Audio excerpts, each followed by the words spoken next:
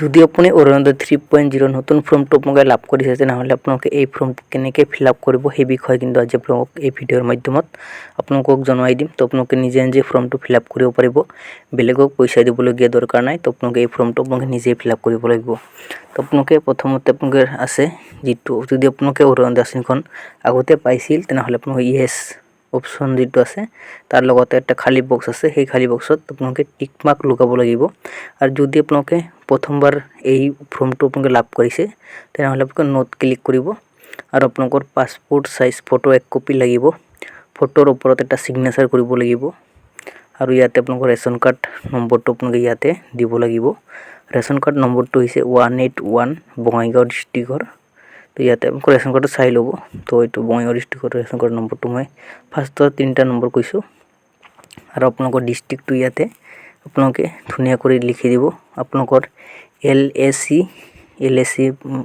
মানে মিনিংটো সকলোৱে নাজানে।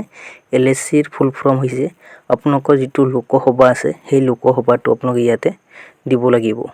এপ্লিকেশ্যন ফাৰ্ষ্ট নেমটো আপোনালোকে দি ল'ব, মিডিল নেমটো আপোনালোকে দি ল'ব, আপোনালোকৰ লাষ্ট নেমটো ইয়াতে দিব। আপোনালোকৰ ইয়াতে চাব পাৰিছে 3টা অপশ্যন আছে, care of, W of, daughter of. তো ইয়াতে আপোনালোকে 3টা অপশ্যন পাব। যদি আপোনালোকৰ বিবাহিত কোনোবা ব্যক্তিয়ে যদি এই ফৰ্মটো লাভ কৰিছে তেনেহ'লে আপোনালোকে দ্বিতীয় নম্বৰ ডাব্লু অফটো ইয়াতে সিলেক্ট কৰিব আৰু আপোনালোকৰ হাজবেণ্ডৰ নামটো ইয়াতে দিব। আৰু যদি কোনোবা ডিভোৰ্স হোৱা মহিলা যদি এপ্লাই কৰি আছে তেনেহ'লে আপোনালোকে দ্বিতীয় নম্বৰ অপশ্যনটো দিব আৰু ইয়াতে আপোনালোকৰ হাজবেণ্ডৰ নাম দিব। আৰু যদি কোনোবা অবিবাহিত ছোৱালীয়ে এপ্লাই কৰি আছে ডটাৰ অফটো দিব আৰু আপোনালোকৰ দেউতাকৰ নামটো ইয়াতে দি দিব। আপোনালোকৰ জেণ্ডাৰটো ইয়াতে দিব ফিমেল আৰু আপোনালোকৰ ডেট অফ বাৰ্থটো ইয়াতে দি দিব। আপোনালোকৰ যিটো ব্লক আছে সেই ব্লকটো ইয়াতে দিব, গ্ৰাম পঞ্চায়তটো ইয়াতে দি দিব, আপোনালোকৰ গাঁওখনৰ নাম দিব। গাঁওখনৰ নাম দিয়াৰ পাছত আপোনালোকৰ যিটো লোকেলিটি বা লেণ্ডমাৰ্ক আছে, আপোনালোকৰ মন্দিৰ, কলেজ বা আপোনালোকৰ স্কুল আছে যদি সেইটো আপোনালোকে ইয়াতে দি দিব। আপোনালোকৰ এক্টিভ থকা মোবাইল নম্বৰটো ইয়াতে দি ল'ব আৰু আপোনালোকৰ ইয়াতে পিনক'ডটো দিব। আপোনালোকৰ হাউচ নম্বৰটো আপোনালোকৰ ৰেচন কাৰ্ডত বা আপোনালোকৰ ভোটাৰ লিষ্টত আপোনালোকে এইখিনি পাই যাব আৰু আপোনালোকৰ পুলিচ ষ্টেচনটো আপোনালোকে ইয়াতে দি ল'ব। তো আপোনালোকে বহুত কিন্তু সাৰ্চ কৰি আছে যে ডিক্লেৰেশ্যন ফৰ্ম কোনটো হয়। তো মই আপোনালোকে দেখুৱাই দি আছোঁ ডিক্লেৰেশ্যন ফৰ্ম কোনটো হয়। তো আপোনালোকে চাব পাৰিছে আপোনালোকৰ সন্মুখত ডিক্লেৰেশ্যন ফৰ্ম, এইটো হৈছে ডিক্লেৰেশ্যন ফৰ্ম।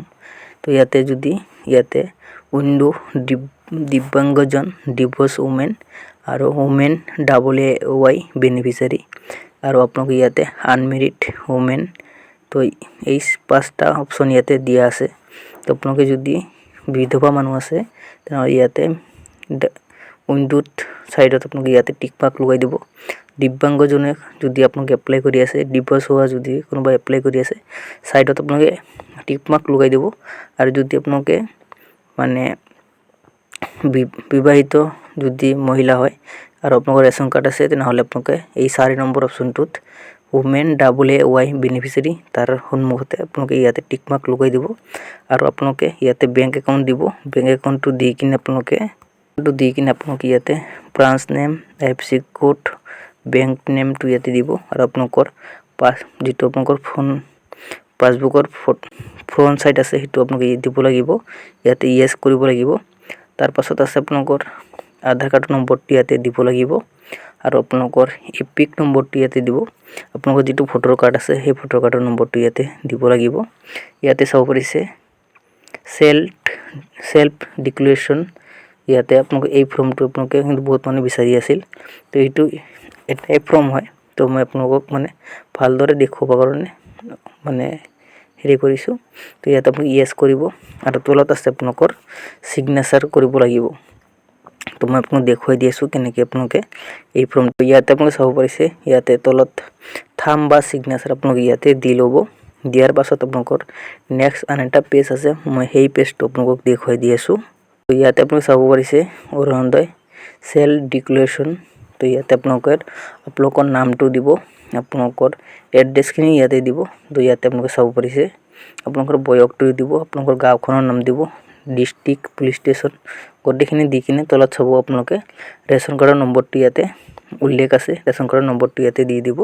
তাৰ পাছত আপোনালোকে ইয়াতেও কিন্তু আপোনালোকে সিগনেচাৰ ইয়াতেও কিন্তু বেনিফিচিয়াৰী নেম ইয়াতে দিব লাগিব বেনিফিচিয়াৰী সিগনেচাৰ দিব লাগিব আপোনালোকে এই ফৰ্মটো কোনটো ডেটত মানে জমা কৰিব সেই ডেটটো ইয়াতে দিব লাগিব আপোনালোকৰ গাঁওখনৰ নামটো ইয়াতে দি দিব তো আপোনালোকৰ ফৰ্ম ফিলআপ হৈ যাব তো এনেকৈ যদি আপুনি ফৰ্ম ফিলআপ কৰে আপোনালোকে 100% অৰুণোদয় আঁচনিখন লাভ কৰিব যদি আপোনালোকৰ ভিডিঅ'টো চাই কিনে ভাল লাগে চেনেলটো সাবস্ক্ৰাইব কৰি ৰাখিব এনেকুৱা ধৰণৰ নতুন নতুন ভিডিঅ'বোৰ পাই থাকিবলৈ তো আজিলৈ ভিডিঅ'টো ইমানতে সামৰিছোঁ